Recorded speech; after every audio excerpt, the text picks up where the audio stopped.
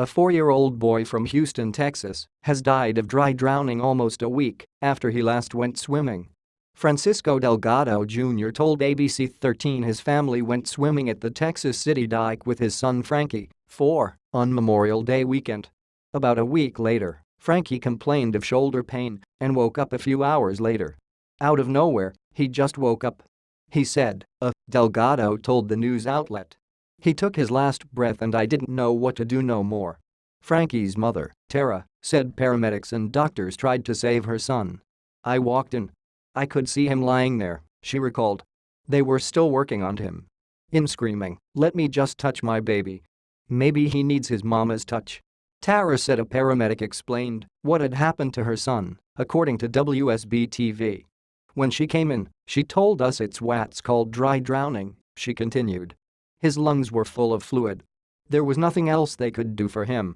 Dry drowning occurs after a child inhales water through the nose or mouth and the liquid gets into the lungs, Purva Grover, with Cleveland Clinic Children's, told USA Today.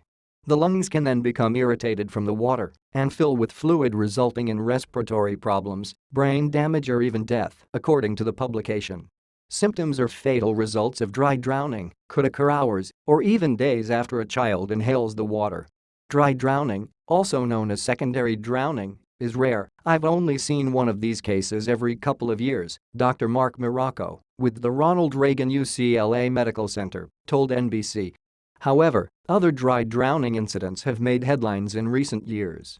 In 2015, a 10-year-old boy died more than an hour after returning home from a trip to the pool, according to NBC. Symptoms of dry drowning can include coughing, fever, vomiting, mood swings and struggling for breath, USA Today reports.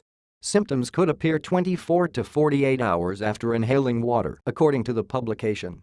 Dr. Ray Patetti, with the Children's Hospital of Pittsburgh, told NBC that there is no way to predict which children will experience secondary drowning, although kids with respiratory issues, like asthma, are more susceptible to lung problems. If a kid chokes or sputters after going underwater but seems fine, he doesn't need to go to the hospital, Patetti said.